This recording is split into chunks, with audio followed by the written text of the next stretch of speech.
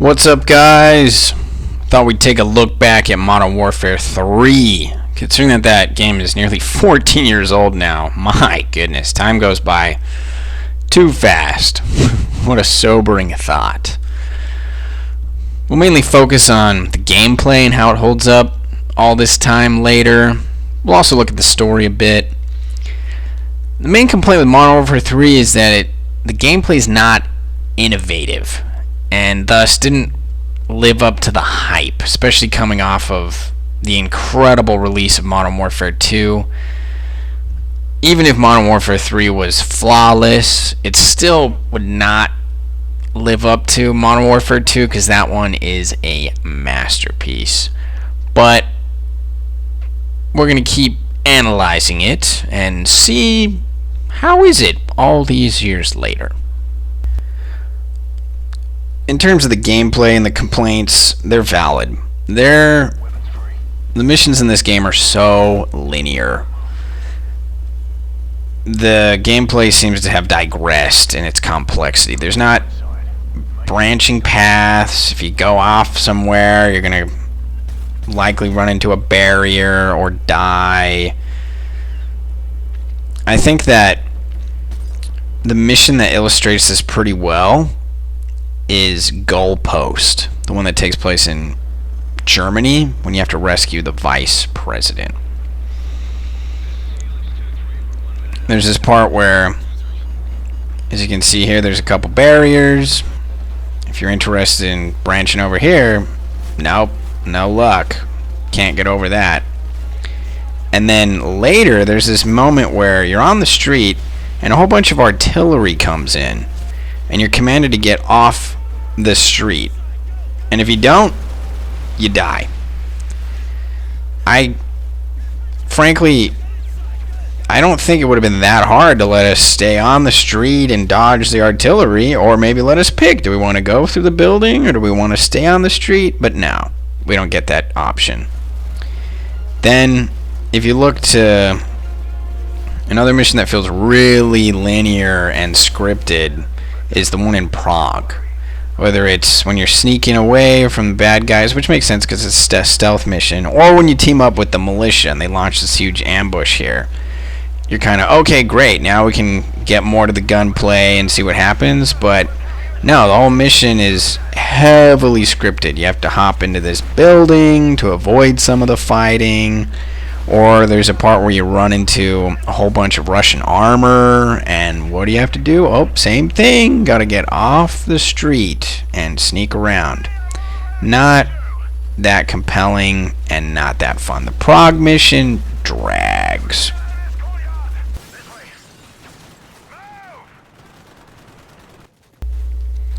The mission in Somalia feels pretty heavily scripted as well. You can see here, anytime I try to get on this roof, I almost died instantly. Another funny thing about this mission is you can tell it's totally taken straight from Black Hawk Down, especially when they get into the building where Warabi is hiding. That looks exactly like the building they raid in Black Hawk Down.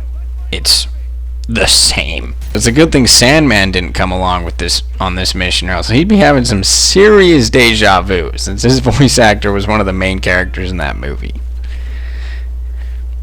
And then, heck, Nikolai's chopper gets shot down, you have to rescue him. It's straight up, it's copy and paste from Black Hawk Down. And while it is pretty epic to see the sandstorm come in and obscure everything and make the fight a little crazier, I'll never forget the first time I played through that. But it just gets to the point where in this game, there's so much spectacle, and it feels as if it's just spectacle for the sake of spectacle.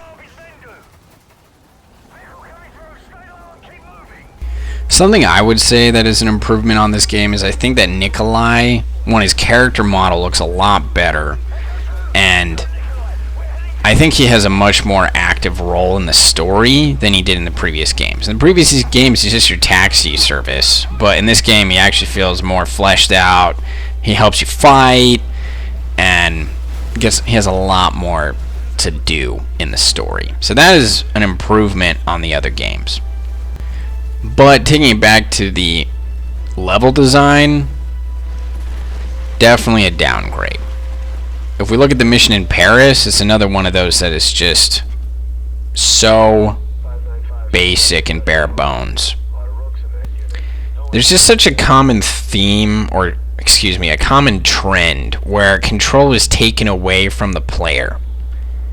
And you're supposed to see something that looks epic or unique, but because you don't have control of your character anymore, it doesn't feel like a video game so much as it just feels like a movie. And they're distinctly different from each other. At least they should be. For example, once you go in the catacombs, there's this moment where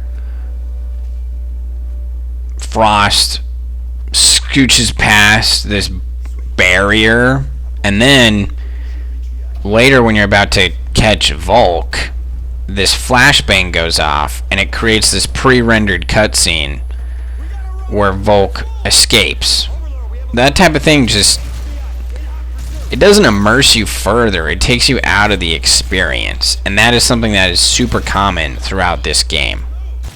One odd thing about the innovative gameplay is that for whatever reason, when you aim down your sights, it's zoomed in more than in the previous game, which theoretically shouldn't be a problem, but because the way Call of Duty has it set up that for some reason only it seems the AK-47 is the bouncy weapon, which is, I don't think is realistic in the slightest.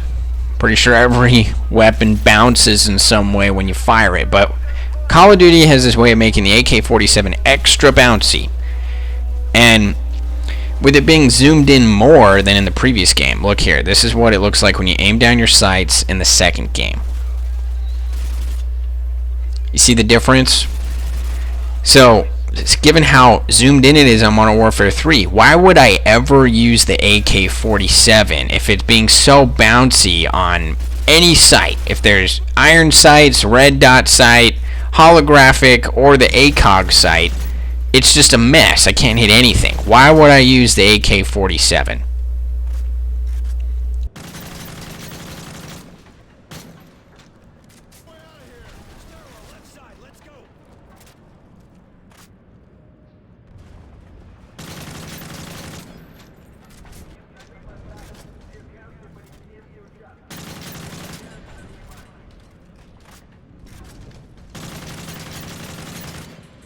Regarding aiming down your sights, is there a canonical reason or an explanation in the lore why the ACOG sight changes so drastically between games? This is what the ACOG sight looks like in Modern Warfare 2. And this is what it looks like in Modern Warfare 3. They're completely different. And Modern Warfare 3 picks up 15 seconds or less from where the second game left off. So how on earth did everyone's scope change all of a sudden? That's not the only thing that changes. The Russians' uniforms change drastically between games as well. Just something I noticed, something that seems a bit odd.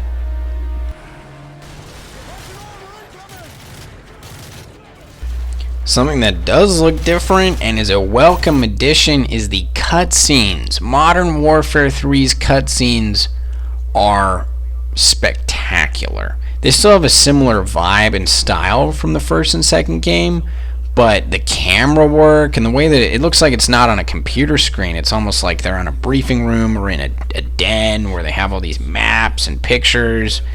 That looks so much more immersive than what we had previously, and I love it. I guess one funny thing looking back on the story all these years later is that the writers seriously overestimated the military capabilities of Russia. We've really seen in the last 3 years that they can't even take Ukraine, and in this game they have them invading the United States. I guess that was more the second game, but we kick them out of our home turf in the third game, and then they have a couple months of recovery during these peace talks that Makarov sabotages, and then boom, they're able to completely almost take all of Europe. It's a little, given what we know now, it's a little comical, I'd say. I think another thing that is odd is in the second game, the Russians had been duped into thinking the United States was behind a terrorist attack at the fictional Zakhaev airport. So their troops are probably much more motivated to fight and attack. But in the third game, what motivation do they have to attack Europe? I don't know. Another thing that isn't quite up to the standard of Modern Warfare 2 is the soundtrack, which is understandable. Hans Zimmer and Lauren Balfe, I think that's his name. The Modern Warfare 2 soundtrack is one of the best video game soundtracks ever made. It's up there with Halo. It's that good. So understandably, it's going to be difficult to live up to that. One thing I must commend the Modern Warfare 3 for is the location design. You can tell they really did their research on what these locations look like. Prague in particular. They even included this statue of John Haas, a notable figure from the Reformation era. They didn't need to put the statue of him in the mission in Prague, but there he is. And wow. Looks pretty awesome.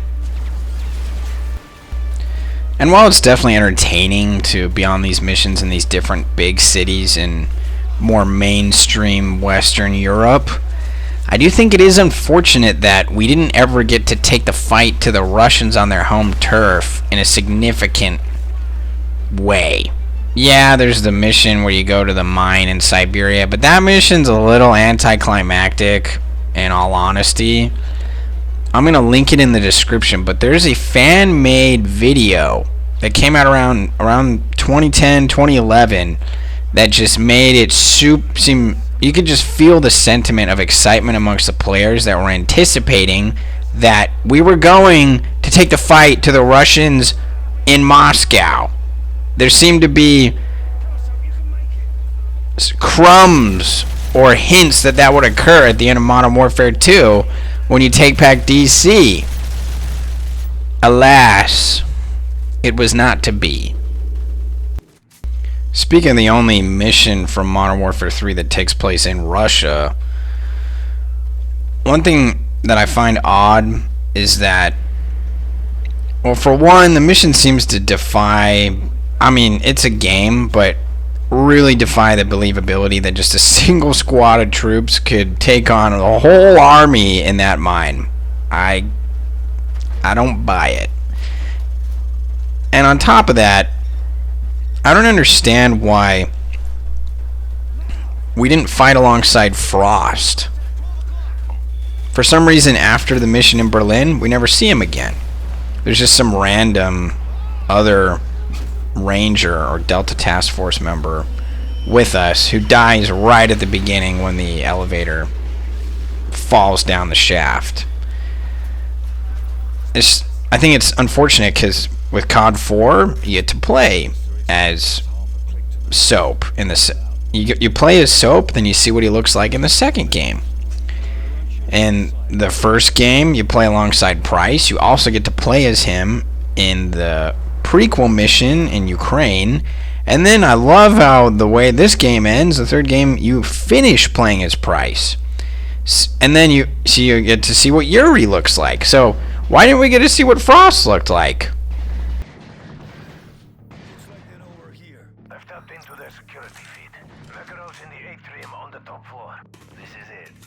Speaking of Yuri, the mission where he's introduced in India, I noticed that if you actually look at who's operating the unmanned ground vehicle controls, it's supposedly Yuri's character, but it doesn't look like him at all. I think that's Kamarov's character model.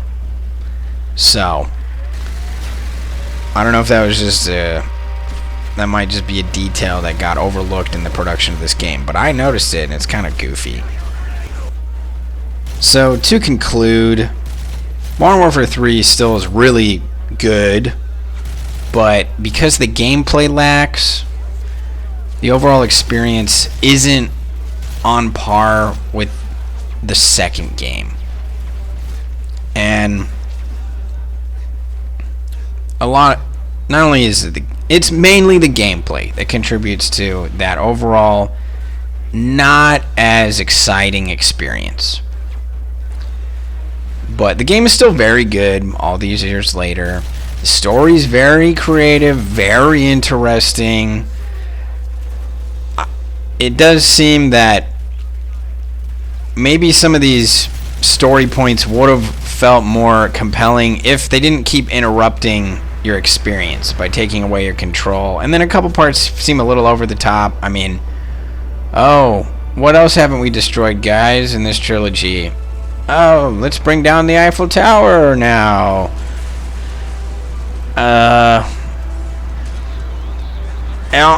couple times it feels like they're trying a little too hard. But I will say, the final mission where you finally get revenge on Makarov, I wouldn't change a thing about it. That was glorious and so fitting. And that was perfect. So, Modern Warfare 3, all these years later, still holds up quite well, but with a few tweaks in regards to the level design in particular, and maybe it could have surpassed Modern Warfare 2. But I guess we'll never know.